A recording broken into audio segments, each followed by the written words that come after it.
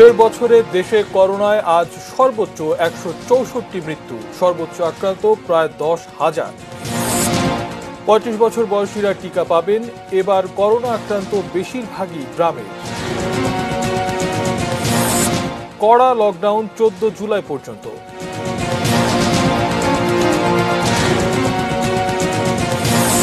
জাপানে ভূমিধস, নিখোঁজ অন্তত ১০০।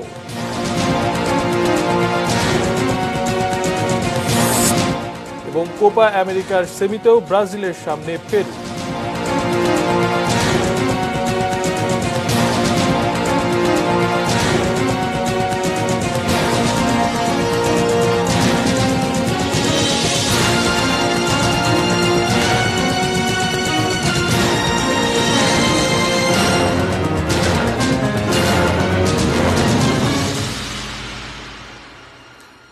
দেখছেন এটিএন নিউজ আওয়ারে। আপনাদেরকে আমন্ত্রণ জানাচ্ছি, আমি মাশায়েক Shashi.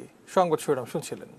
VSL angle channel HB VSL Bikrampur steel limited. এছাড়াও থাকছে লকডাউনে নগরীর অবলা প্রাণীকুল নিয়ে একটি বিশেষ রিপোর্ট।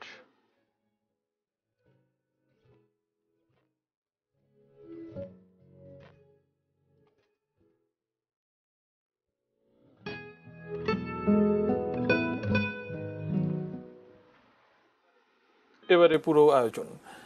দেশে একদিনে করোনায় সর্বোচ্চ মৃত্যু ও সর্বোচ্চ শনাক্তের রেকর্ড হলো আজ। সোমবার আরও ১৬৪ জন মারা গেছেন। এ সংখ্যা একদিনে মৃত্যুর হিসাবে সর্বোচ্চ। এর মাধ্যমে দেশে কোভিড-১৯ আক্রান্ত হয়ে মোট মৃতের সংখ্যা এখন ১৫,২২৯ জন। সোমবার স্বাস্থ্য অধিদপ্তর থেকে পাঠানো নিয়মিত সংবাদ বিজ্ঞপ্তিতে জানানো হয়, রবিবার সকাল ৮টা থেকে সোমবার সকাল ৮টা পর্যন্ত দেশের ৬০৫টি পরীক্ষাগারে ৩৪,০০২ জনের নমুনা পরীক্ষা হয়েছে। এতে শনাক্ত হয়েছে ৯,৯৬৪ জন। এ নিয়ে দেশে মোট করোনা রোগী শনাক্ত হল ৯,৫৪,৮৮১। এর মধ্য দিয়ে গত ৯ দিন ধরে করোনায় মৃত্যুর সংখ্যা ১০০-র উপরে। শনাক্তের হারও বাড়ছে পাল্লা দিয়ে। শনাক্তের হার ৩০.৩০%। ২৪ ঘন্টায় সুস্থ হয়েছেন ৫,১৮৫ জন। এর মধ্য দিয়ে মোট সুস্থ হলেন ৮,৩৯,০৮২ জন। বর্তমানে করোনা আক্রান্তদের ৫০% গ্রামের। এরপরও কোভিড টেস্ট নিয়ে তাদের অনীহা। সংক্রমণ তীব্র হলেই হাসপাতালে আসছে রোগী, ফলে বাড়ছে মৃতের সংখ্যা। এ তথ্য স্বাস্থ্য অধিদপ্তরের। দেশের সব জেলা বিভাগের হাসপাতালগুলোতেই রোগী বাড়ছে। সাধারণত রোগের তীব্রতা বাড়লেই গ্রামের মানুষ হাসপাতালে যায়। এটি পরিস্থিতি খারাপের সংকেত। এটা কমিউনিটিতে ছড়িয়ে গেছে। আমাদের যে হিসাব, সেই হিসাবে আমরা দেখতে পাচ্ছি মোর দেন 50% পেশেন্ট হচ্ছে গিয়ে ফ্রম দ্য ভিলেজ। সাধারণ জ্বর, কাশি, বর্ষা মৌসুমে সংক্রমণ মনে করে টেস্ট করাচ্ছেন না অনেকেই। শহর গ্রামে সবখানেই টেস্ট কম হচ্ছে বলে মনে করছে স্বাস্থ্য অধিদপ্তর। গ্রামের রোগীরা এই ব্যাপারে অসতর্ক এবং তারা বয়স্ক রোগীরা তারা আসেন অনেক পরে, যার জন্যই আমাদের এই মৃত্যু হারটা অনেক বেশি হচ্ছে। খুব শিগগিরই টিকা নিবন্ধন চালু হবে জানিয়ে স্বাস্থ্য অধিদপ্তরের মহাপরিচালক জানান, এবার কমবে বয়স সীমা আর লকডাউনের সময় বাড়ানো সহ পশুর হাট ডিজিটাল করার সুপারিশের কথাও জানান তিনি। যে রেজিস্ট্রেশনটা খুলে দেওয়া হবে, রেজিস্ট্রেশনটা আমাদের 40 পর্যন্ত ছিল, এটা 35 পর্যন্ত নামিয়ে আনার একটা সিদ্ধান্ত হয়েছে। আর আগে যারা নিবন্ধন করেছেন তারা আগে টিকা পাবেন। Nazia Afrin, ATN news, Dhaka. Corona সংক্রমণ রোধে চলমান সরকারি বিধিনিষেধ বাড়ল আরও 7 দিন। কঠোরভাবে লকডাউন মানার নির্দেশনা দিয়ে প্রজ্ঞাপন জারি করেছে সরকার। লকডাউনের সময়ে বন্ধ থাকবে সরকারি বেসরকারি সব অফিস। প্রজ্ঞাপনে বলা হয়েছে, এই 7 দিনও মার্কেট, শপিং মল সহ দোকানপাট বন্ধ থাকবে। স্বাস্থ্যবিধি মেনে উন্মুক্ত স্থানে সকাল 9টা থেকে বিকেল 5টা পর্যন্ত কাঁচা বাজার খোলা থাকবে। চলবে না যন্ত্র চালিত কোনো যানবাহন, তবে আন্তর্জাতিক ফ্লাইট চালু থাকবে এবং যাত্রীরা টিকিট দেখিয়ে গাড়ি ব্যবহার করে বিমানবন্দরে আসা যাওয়া করতে পারবেন। সকাল 8টা থেকে রাত 8টা পর্যন্ত রেস্তোরাঁ খোলা থাকলেও বসে খাওয়া যাবে না। অতি জরুরি প্রয়োজন ছাড়া ঘরের বাইরে বের হলে কঠোর শাস্তির কথাও বলা হয়েছে প্রজ্ঞাপনে। এ সময় সেনাবাহিনী ও বিজিবি মাঠ পর্যায়ে মোতায়েন থাকবে।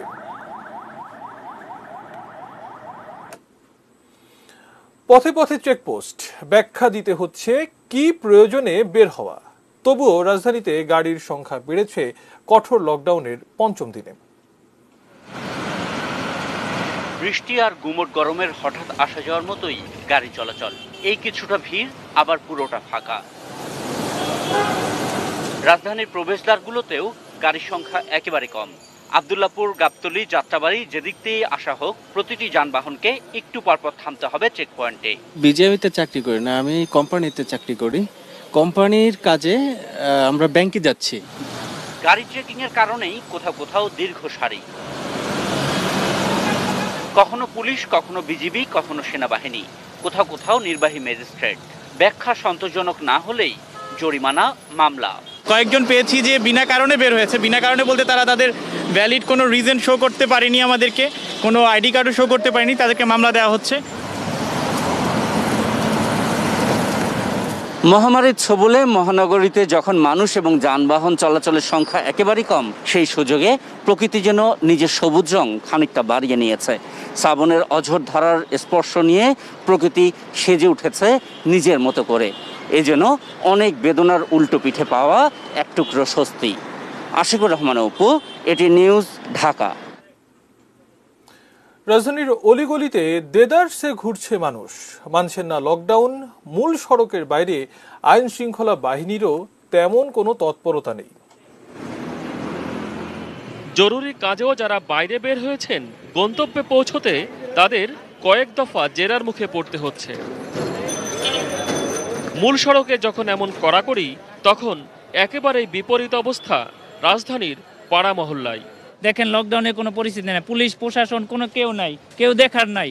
বাজার করতে আইসা দেখি জনগণ সব বাইরে গেছে, এখন কি করবেন? এই যে এখানে দেখেন কত লোক, এরকম লোক থাকলে তো লকডাউনে কোনো মানে আসে না। শনি রাখড়ায় এই সড়কেই দেদারছে ঘুরছে মানুষ, ন্যূনতম মাস্কও নেই অনেকের মুখে। মেন রোডে মানুষ, কিন্তু এলাকার ভিতরে অনেক মানুষ। অলিগলিতে যদি ওনারা আসতো তাহলে আমাদের মনে হয় এই অবস্থা হইতো না। কেউ জিগাইলে কান্না বাতা করতে আসে, আসলে আসে না, তারা এমনি ঘুরতে আসে। পুলিশ জনগণ লুকোচুরি খেলা হচ্ছে। গলিপথ আর বাজারগুলোতে মানুষের অবাধ চলাচল থাকলেও আইন শৃঙ্খলা বাহিনীর তেমন কোনো টহল চোখে পড়েনি। আগে যে আমাদের রেগুলার টহল ছিল, সেই টহলের সংখ্যা আমরা বাড়িয়েছি। আমরা মাঝে মাঝে আমরা কনভয় পেট্রোলিং করছি। মহসিন কবির, এটিএন নিউজ, ঢাকা। চলমান কঠোর লকডাউনের পঞ্চম দিনের শেষ বিকেলে কি পরিস্থিতি রাজধানীর?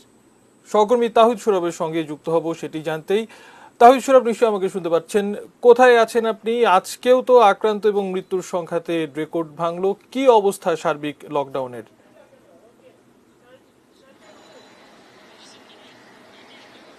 সাইকুল, আসলে এই মুহূর্তে আমি রয়েছি মিরপুরের কমার্স কলেজের মোড়ে এবং একটু জানিয়ে রাখি যে এখানেও আইন শৃঙ্খলা রক্ষাকারী বাহিনী যারা রয়েছেন তারা আসলে বিধি নিষেধের যে বিষয়টি রয়েছে, স্বাস্থ্যবিধি মানার যে বিষয়টি রয়েছে, তারা সেটি এখানকার সাধারণ মানুষ মেনে চলছেন কিনা সেটি তারা দেখভাল করার চেষ্টা করছেন। একটু বিষয় জানিয়ে রাখি যে আসলে ইতিমধ্যেই আমরা যেটি জানতে পেরেছি যে আজকেও কিন্তু করোনায় মৃত্যুর রেকর্ড গতকালকের থেকে ছাড়িয়ে গিয়েছে। 164 জন মানুষ করোনায় আক্রান্ত হয়ে মারা গেছেন এবং প্রতিদিনই কিন্তু এই রেকর্ডটি প্রতিদিনের থেকে আর একদিন বাড়ছে। সেক্ষেত্রে আসলে একটি বিষয় স্পষ্ট যে আসলে স্বাস্থ্যবিধি না মানলে আসলে কি হবে, সেই বিষয়টি কিন্তু বারবার গণমাধ্যমে প্রচার করা হচ্ছে, সরকারের পক্ষ থেকে বলা হচ্ছে। তারপরে সাধারণ মানুষের কাছে আসলে কতটুকু এই আইন শৃঙ্খলা রক্ষাকারী বাহিনী যারা রয়েছেন তারা সাধারণ মানুষের সাড়া পাচ্ছেন, একটু যদি আপনি বলতেন যে আপনি কিছুক্ষণ আগেও আপনার সঙ্গে আমার কথা হচ্ছে, আসলে আপনি কি দেখছেন, সার্বিক পরিস্থিতি কি মনে হচ্ছে, মানুষের মধ্যে সচেতনতা আসলে চলে আসছে কিনা, অথবা আপনাদের এই যে আইন শৃঙ্খলা রক্ষা বাহিনী আপনারা কাজ করছেন সার্বিক পরিস্থিতি যদি একটু বলতেন। আমরা যেসব এলাকায় কাজ করছি সে সকল এলাকায় আমরা যথেষ্ট সাড়া পাচ্ছি। আমরা ইতিমধ্যে বেশ কিছু যারা সরকারি যে লকডাউনটা দেওয়া হয়েছে গণপ্রজাতন্ত্রী বাংলাদেশ সরকারের পক্ষ থেকে সবার স্বার্থে, যারা এটার অবমাননা করছে আমরা তাদের বিরুদ্ধে আইনানুগ ব্যবস্থা গ্রহণ করছি। কয়েকজনকে জরিমানা করা হয়েছে। যারা বিনা কারণে বের হচ্ছেন বাসা থেকে তাদেরকে আমরা বাসায় ফেরত পাঠাচ্ছি। যারা প্রয়োজনেই বেরোচ্ছেন কিন্তু মাস্ক ছাড়া বেরোচ্ছেন তাদেরকে মাস্ক পরতে বলছি। তো তারা আমাদের নির্দেশ অনুযায়ী, আমাদের অনুরোধ অনুযায়ী তারা কাজ করছেন, সেই অনুযায়ী তারা সাড়াও দিচ্ছেন। একটা বিষয় একটু বলি আমি, সেটা হচ্ছে যে আসলে আমরা যে জায়গাটা কাজ করছি এই জায়গাতে নিম্ন আয়ের মানুষের অনেক আপনি দেখতে পেয়েছেন যে আসলে জীবন জীবিকার তাগিদে অনেকে বেরোচ্ছেন। সেক্ষেত্রে সেনাবাহিনীর পক্ষ থেকে নিম্ন আয়ের মানুষের জন্য আসলে কোনো প্রকার কোনো ব্যবস্থা করা হবে কিনা, আপনার কাছে কিরকম তথ্য রয়েছে কিনা? জি অবশ্যই, এটার ব্যাপারটা হচ্ছে মাননীয় সেনাপ্রধানের দিক নির্দেশনায় অপারেশন কোভিডশিল্ড ফেজ 2-এ অপারেশনের একটি অংশ হচ্ছে এই নিম্ন আয়ের মানুষ যারা আছে তাদের জন্য সেনাবাহিনীর নিজস্ব রসদ ব্যবস্থাপনা থেকে রসদ সঞ্চয় করে আমরা নিম্ন আয়ের মানুষ যারা আছে তাদের মাঝে ইতিমধ্যেই বিতরণ শুরু করেছি এবং এটা আমাদের এই প্রক্রিয়াটা চলমান থাকবে। আপনাকে ধন্যবাদ। আসলে আমি সেনাবাহিনী এই যে কর্মকর্তা রয়েছেন কিছুক্ষণ আগে দেখেছি তারা আরেকটি কাজ শুরু করেছেন, যেটি হচ্ছে গলির মধ্যে যে সমস্ত মানুষ উৎসুক জনতা যারা এই লকডাউন দেখতে পেরেছেন তাদের কিন্তু তারা প্রতিহত করার চেষ্টা করছেন। মাশাক, এই মুহূর্তে আমার কাছে এতটুকু রয়েছে। অসংখ্য ধন্যবাদ আপনাকে। সহকর্মী তাহিদ সৌরভ আমাদের সঙ্গে যুক্ত হয়েছিলেন মিরপুর থেকে, ঢাকা কমার্স কলেজ মোড়ের সামনে থেকে সেখানকার লকডাউন পরিস্থিতি এবং আইন শৃঙ্খলা রক্ষাকারী বাহিনীর তৎপরতা সম্পর্কে জানাচ্ছিলেন তিনি। এবারে যাচ্ছি রাজধানীর মতিঝিল এলাকায়, সেখানে আছেন সহকর্মী সাদাত হাবিবি সেতু। সেতু, আপনি ঢাকা দক্ষিণ সিটি কর্পোরেশনের বিভিন্ন এলাকা বেশ কিছুক্ষণ ধরেই দেখছেন। দিনের এই সময়টাতে আমরা দেখি গাড়ি ঘোড়ার সংখ্যা, মানুষের সংখ্যা রাস্তাতে বেড়ে যায়। এখন কি অবস্থা, কতটুকু মানছেন লকডাউন মানুষজন? আপনি যেমনটি বলছিলেন যে এই সময়টা বেড়ে যায়, কারণ 5টার পরে আসলে এক ধরনের শিথিলতা আসে এবং আমার আশেপাশের ছবি সেটা মনে হয় বুঝিয়ে দিতে যথেষ্ট হবে। জাস্ট সহকর্মী সাইফুলকে বলবো, ইসমাইলকে বলবো, আমার এখানে লাইভ দেখতে অনেকে এসে দাঁড়িয়ে রয়েছেন, মানে লাইভে আমরা কি বলতে চাই বা কি বলবো সেগুলো দেখার জন্য অনেকেই বসে রয়েছেন, তাদের মধ্যে শিশুরাও রয়েছেন এবং এদের কোনো কারণ নাই, কোনো ব্যাখ্যা নাই, যেমনি কেন এখানে দাঁড়িয়ে রয়েছেন। বেশিরভাগই মাস্কও ঠিক মতো পরেননি, বারবার বলার পরেও ধরেন আমরাও যদি অনুরোধ করি মাস্কটা একটু ঠিক করে পড়তে, খুব একটা আগ্রহ আসলে এই পর্যায়ে এখান দিক দিয়ে আসলে সাধারণ মানুষের যে আছে সেটা কিন্তু একটা বোঝার উপায় নেই। কিছু কিছু দোকানপাট এখনো খোলা রয়েছে বলতে হচ্ছে শাটার অর্ধেক করে রাখা হয়েছে। কেউ যদি এসে কোনো পণ্যের দাম দিয়ে নিয়ে যেতে চান তাহলে তিনি নিয়ে যেতে পারেন। অথচ আমি শশী আপনাকে বলতে চাই, আধা ঘন্টা আগেও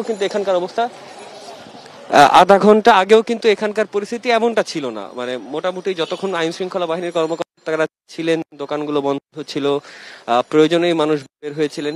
যদিও এখন যারা বের হয়েছেন অনেকেই কিছু বাজার টাজার করে বের হয়েছেন, আর যেহেতু এটি ব্যাংক পাড়া, আমরা অনেক ব্যাংকের কর্মকর্তাদেরকেও দেখেছি অফিস শেষ করে বাসায় ফিরতে, সেটি তো রয়েছে, তার তো একটা যৌক্তিক কারণ রয়েছে। কিন্তু এই ছবিতে যাদেরকে দেখছেন তাদের বেশিরভাগই যৌক্তিক কোনো কারণ নেই,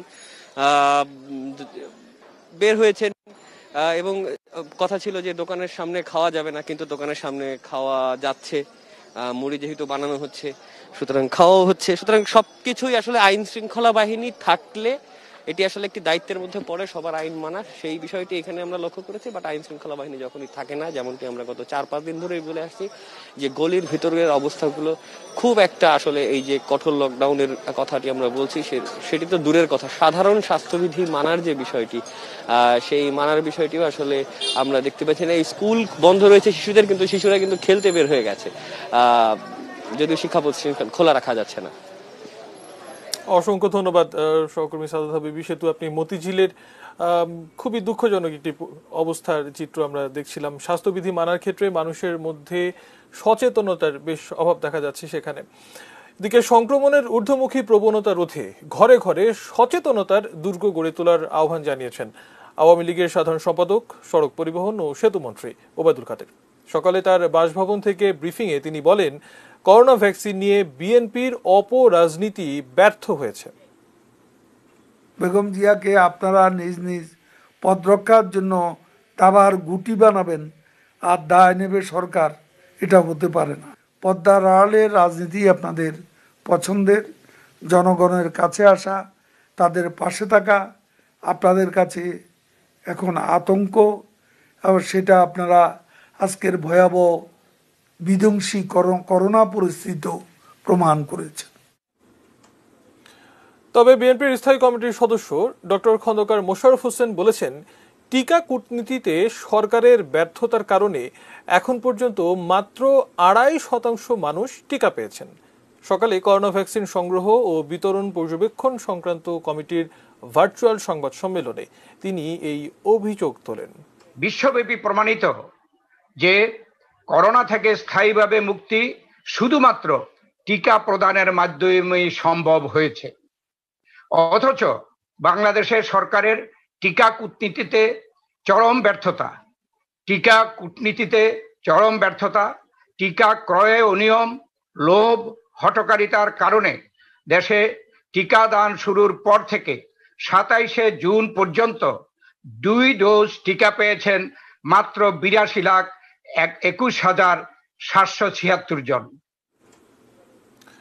করোনা সংক্রমণ রোধে দেয়া কঠোর বিধিনিষেধ উপেক্ষা করে পাড়া মহল্লার দোকানপাট খোলা রাখলে ট্রেড লাইসেন্স বাতিল করা হবে বলে হুঁশিয়ারি দিয়েছেন ঢাকা উত্তর সিটি কর্পোরেশনের মেয়র আতিকুল ইসলাম। সকালে রাজধানীর বিজয় সরণি এলাকা পরিদর্শনে গিয়ে তিনি বলেন, করোনা নিয়ন্ত্রণে সবাইকেই সচেতন হতে হবে, মাস্ক পরতে হবে এবং ঘরে থাকতে হবে। এই বিধিনিষেধের সময় সরকারের দেয়া ত্রাণ যাদের প্রয়োজন তাদের 333 নম্বরে ফোন দিতে বলেন মেয়র আতিক। বিজয় সরণি ফোয়ারা সহ ঢাকা উত্তরের সব ঐতিহ্যবাহী ফোয়ারার সৌন্দর্য বর্ধনের কাজ করা হবে বলেও জানান উত্তরের মেয়র।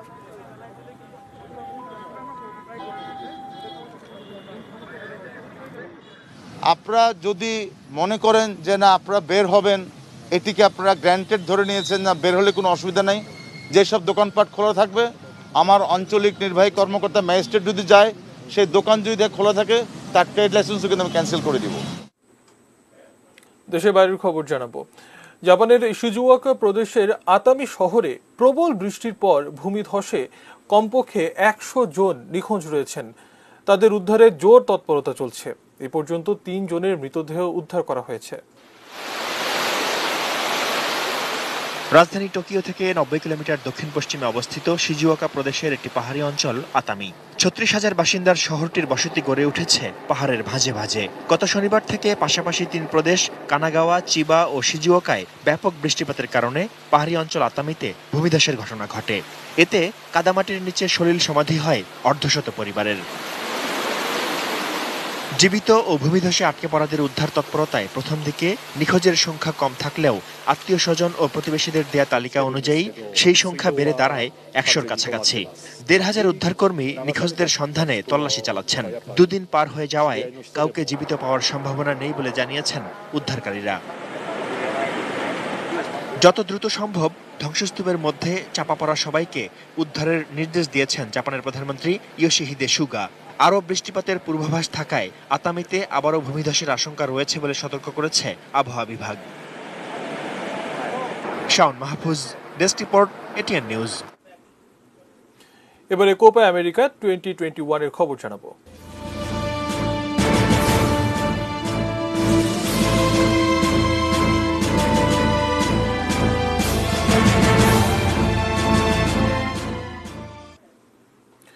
কোপা আমেরিকার প্রথম সেমিফাইনালে ফেভারিট ব্রাজিলের প্রতিপক্ষ পেরু। রিও ডি জেনেরোতে ম্যাচটি শুরু হবে বাংলাদেশ সময় মঙ্গলবার ভোর 5টায়। বর্তমান চ্যাম্পিয়ন ও স্বাগতিক ব্রাজিল কোপায় এবারও ফেভারিট। ঠিক পথে এগোচ্ছে তৃতীয় দল। চলতি আসরে এখনো পর্যন্ত অপরাজিত নেইমার, ফিরমিনোরা। ফাইনালে ওঠার লড়াইয়ে ব্রাজিলের বাধার নাম পেরু, যদিও তারা পরিচিত প্রতিপক্ষ। কেননা গ্রুপ পর্বে এই দলটিকে 4-0 গোলের ব্যবধানে হারায় সেলেসাও। তাই শেষ 4-এ পেরু সহজ প্রতিপক্ষ ব্রাজিলের জন্য। পেরুর বিপক্ষে পরিসংখ্যানও ব্রাজিলের পক্ষেই। সব প্রতিযোগিতা মিলিয়ে 49 লড়াইয়ে 35 জয়ের বিপরীতে ব্রাজিলের পরাজয় 9 ম্যাচে, বাকি 5 ম্যাচ হয়েছে ড্র। কোপায় ব্রাজিল পেরু মুখোমুখি হয়েছে 18 বার। ব্রাজিলের জয় 13 ম্যাচে আর পেরু জিতেছে 5 বার। এদিকে পরিসংখ্যানে পিছিয়ে থাকলেও কোয়ার্টার ফাইনালে প্যারাগুয়েকে টাইব্রেকারে হারানোর আত্মবিশ্বাস কাজে দেবে পেরুকে। দলে কোনো ইনজুরি সমস্যা না থাকায় কোচ রিকার্ডো গারিকা আশানুরূপ একাদশ সাজাতে পারবেন।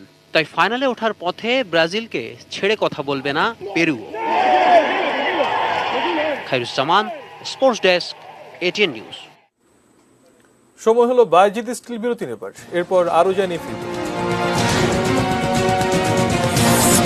নারী আসামি নির্যাতনের অভিযোগে উজিরপুর থানা ওসি ও পরিদর্শক প্রত্যাহার। টিসিবির পণ্য কিনতে দীর্ঘ হচ্ছে লাইন, অবহেলিত স্বাস্থ্যবিধি।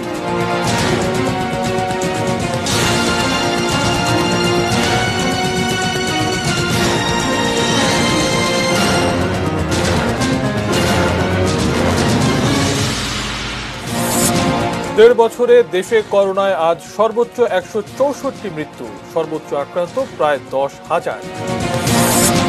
35 বছর বয়সীরা টিকা পাবেন। এবার করোনা আক্রান্ত বেশিরভাগই গ্রামে। কড়া লকডাউন 14 জুলাই পর্যন্ত।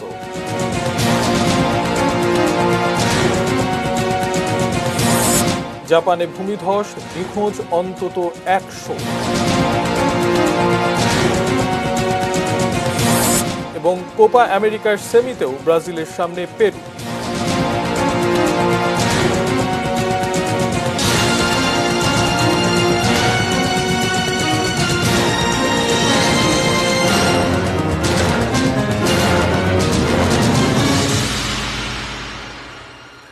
বিরতির পর আবারও আমন্ত্রণ জানাচ্ছি নিউজ আওয়ারে। ধন্যবাদ আমাদের সঙ্গে থাকার জন্য। সংবাদ শিরোনাম দেখে নিচ্ছিলাম আরো কিছু সংবাদ জানাবো। জাতীয় সংসদে দেয়া প্রধানমন্ত্রীর সত্য ভাষণে বিএনপির গাত্রদাহ শুরু হয়েছে বললেন তথ্য ও সম্প্রচার মন্ত্রী ডক্টর হাসান মাহমুদ। সোমবার সচিবালয়ে এই মন্তব্য করেন তিনি।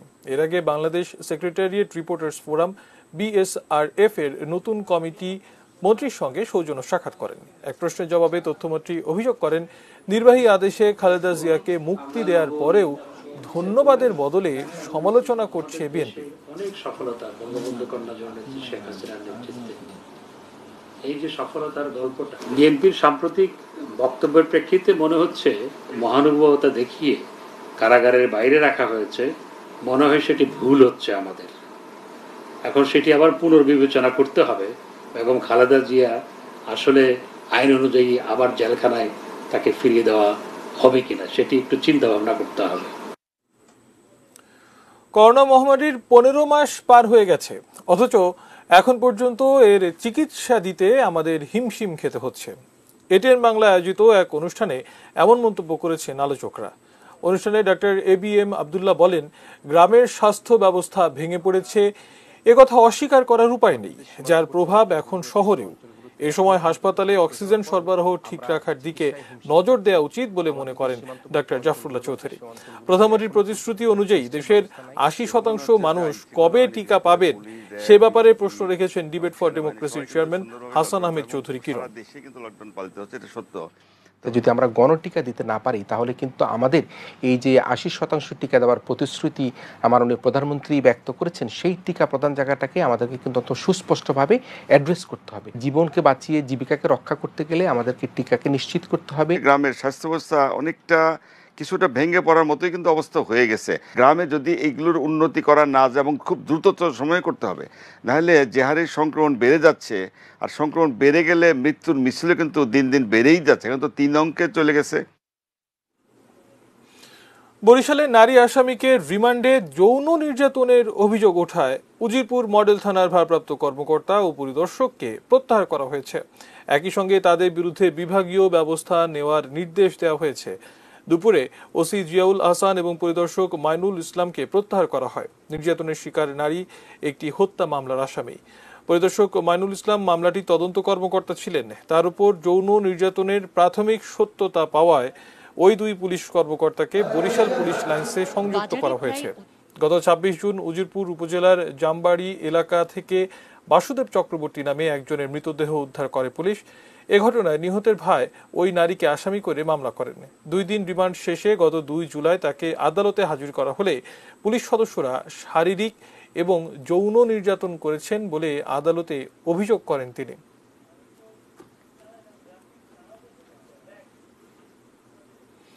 দ্রব্যমূল্যের ঊর্ধ্বগতির ধাক্কা সামলাতে না পেরে টিসিবির পণ্য কিনতে লম্বা হচ্ছে লাইন। তবে উদ্বেগ এখানেও অবহেলিত স্বাস্থ্যবিধি। রিপোর্ট করছেন মাহফুজা মুসলাহি।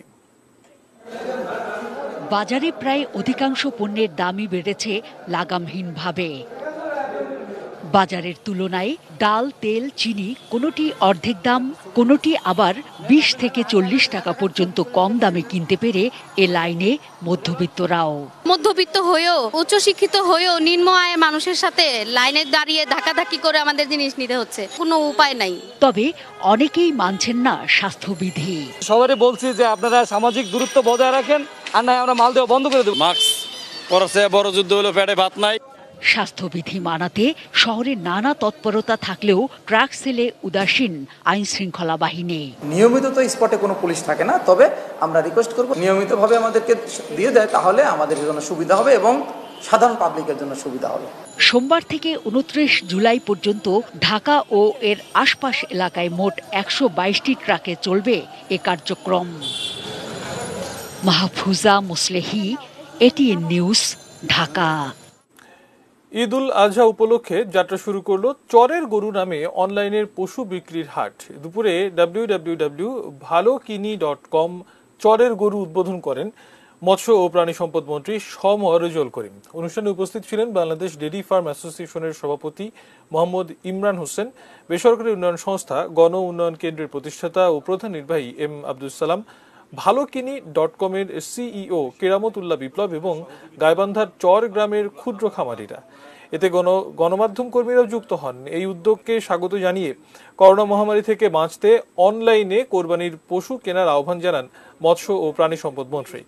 গণ উন্নয়ন কেন্দ্রের সঙ্গে যৌথভাবে অনলাইন বিক্রেতা প্রতিষ্ঠান ভালোকিনি.com এর লক্ষ্য কোরবানির ঈদে কুড়িগ্রাম ও গাইবান্ধার 40টি চর গ্রামের 400 গরু বিক্রি। এবারে মেটাল প্রেজেন্টস কৃষি সংবাদ, সুজলা সুফলা জানাবো।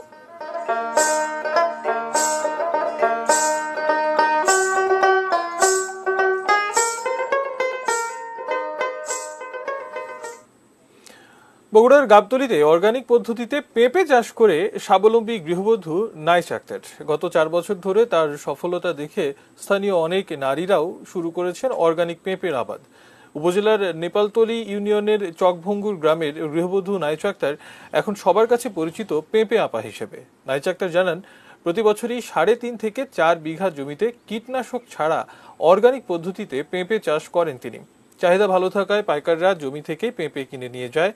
বছর শেষে খরচের কয়েক গুণ লাভের অঙ্ক গোনেন বগুড়ার এই সফল নারী চাষী।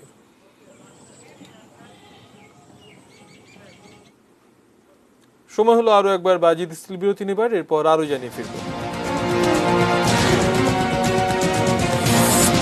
ফিলিপাইনে সামরিক বিমান বিধ্বস্তের ঘটনায় নিহতের সংখ্যা বেড়ে 50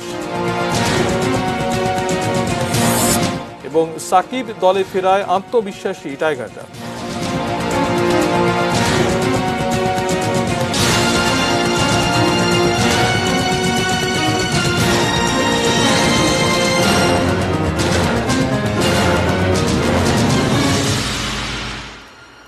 বিরতির পর আবারও আমন্ত্রণ জানাচ্ছি নিউজ আওয়ারে। ধন্যবাদ আমাদের সঙ্গে থাকার জন্য। এবারে দেশের বাইরের আরো কিছু সংবাদ জানাবো।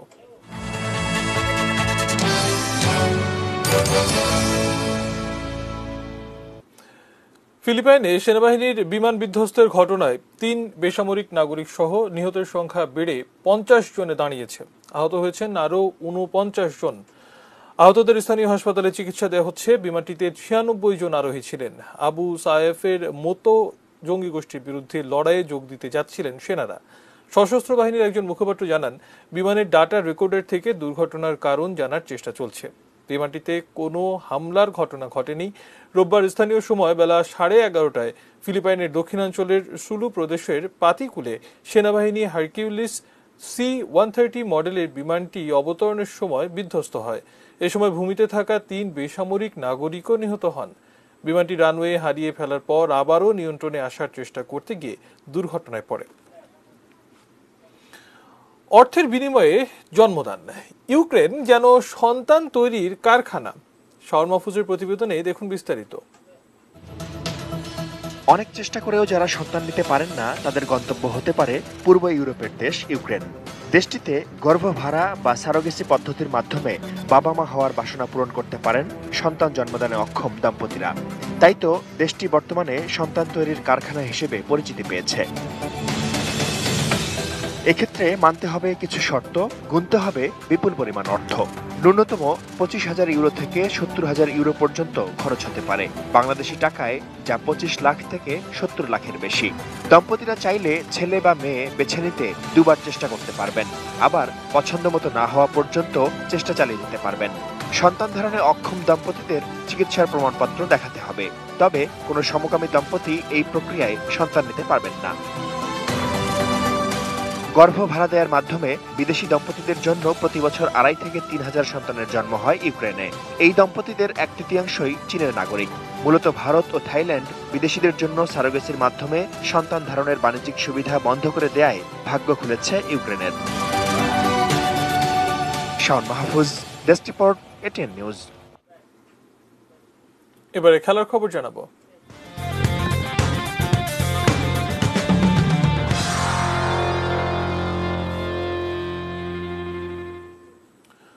আজিপুরে মায়ের কবরের চিরনিদ্রায় শায়িত হলেন ক্রীড়াঙ্গনের প্রিয় মুখ বাফুফের head of media Ahsan Ahmed Amit. দাফনের আগে দুটি জানাজা অনুষ্ঠিত হয়, একটি গোপীবাগে আরেকটি বঙ্গবন্ধু জাতীয় স্টেডিয়ামে। বাফুফের সহসভাপতি মহিউদ্দিন আহমেদ মহি, সাধারণ সম্পাদক মোহাম্মদ আবু নাইম সোহাগ, সদস্য মাহফুজা আক্তার কিরণ শেষ বিদায় জানান প্রিয় এই মানুষটিকে। কঠোর লকডাউনের মধ্যেও ক্রীড়াঙ্গনের অনেক মানুষ শরিক হন অমিতের জানাজায়। 43 বছরের জীবনের অধিকাংশ সময় তিনি কাটিয়েছেন ক্রীড়াঙ্গনে।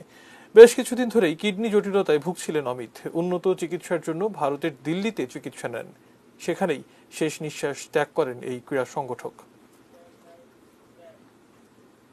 ক্রিকেটের খবর জানাবো।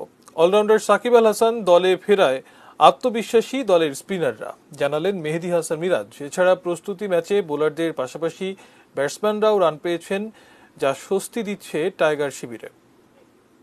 অনেকদিন পর টিমের এসেছে, টেস্ট খেলবে, এটা আমাদের টিমের জন্য অনেক প্লাস পয়েন্ট এবং আমাদের বিশেষ করে আমাদের স্পিনার জন্য, আমার জন্য এবং ব্যাটিং বোলিং দুইটাই আমাদের জন্য ইম্পর্টেন্ট। টিমের জন্য অনেক অ্যাডভান্টেজ যে আমরা স্পিনাররা উইকেট পেয়েছি এবং আমরা যদি স্পিনাররা উইকেট পাই বা কন্টেন্ট করতে পারি তাহলে আমাদের টিমের অনেক উপকার হবে।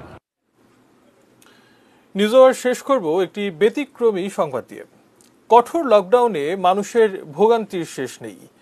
মানুষ তবু তার দুঃখের কথা বলতে পারে, দাবি জানাতে পারে, কিন্তু কেমন আছে নগরীর অবলা প্রাণীকুল জানার চেষ্টা করেছেন সাজ্জাদা সুইটি। মায়ের আদরের 5 সন্তান, মাসখানেক হলো চোখ ফুটেছে, কিন্তু বুঝ ফোটার আগেই লকডাউনের কঠোরতা। ঠিকানা সুরিটোলা প্রাথমিক বিদ্যালয়ের সামনের বড় ডাস্টবিন। এতদিন যেটুকু এটু খাবার আসতো মোটামুটি চলে যেত, এখন খাবারের অভাব তাদের।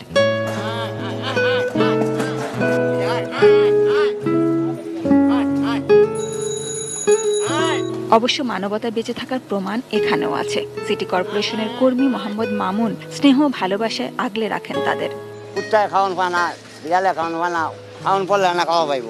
এই আমি টোকা রেখাই না খাওয়াই, মাঝে মাঝে দুধ না খাওয়াই, রুটি না খাওয়াই, ডাক দিলে আবার দৌড়ে আসা পরে। নগর জীবনে মানিয়ে নিতে আপ্রাণ চেষ্টারত এই প্রাণীরা লকডাউনে খুবই অসহায়। বোবা প্রাণী ক্ষুধা তৃষ্ণার কথা বোঝাতে অক্ষম, ভেজা চোখে বাঁচার আকুতি। বাচ্চাগুলো সুন্দর না, মরে গেলে খারাপ লাগে না। প্রাণীপ্রেমীরা চেষ্টা করেছেন লকডাউনে খাবার বিলানোর, কিন্তু প্রয়োজনের তুলনায় তা নগণ্য। এক্ষেত্রে তাই রাষ্ট্রীয় উদ্যোগের দেরিটা সভ্যতার প্রশ্নে ক্ষতি বাড়াচ্ছে। সাজ্জাদা সুইটি, এটিএন নিউজ, ঢাকা। এবার এক নজরে সংবাদ শিরোনামগুলো দেখে নেব আরো একবার। 1.5 বছরে দেশে করোনায় আজ সর্বোচ্চ 164 মৃত্যু, সর্বোচ্চ আক্রান্ত প্রায় 10,000। 35 বছর বয়সীরা টিকা পাবেন, এবার করোনা আক্রান্ত বেশিরভাগই গ্রামের। কড়া লকডাউন 14 জুলাই পর্যন্ত।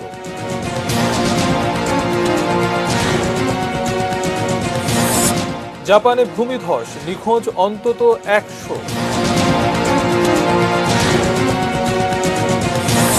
কোপা আমেরিকার সেমিতেও ব্রাজিলের সামনে পেরু।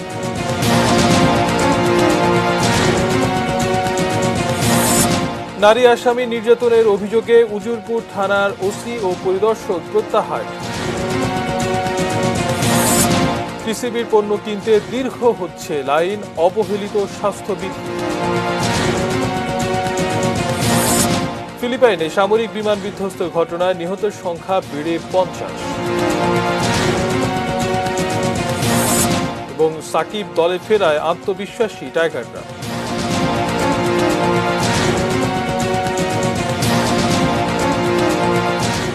এই ছিল নিউজ আওয়ার। সঙ্গে থাকুন, দেখতে থাকুন এটিএন নিউজ। এটিএন নিউজের ব্রেকিং নিউজ আপনার মোবাইলে পেতে টাইপ করুন START স্পেস AN এবং পাঠিয়ে দিন 5959 নম্বরে। ধন্যবাদ।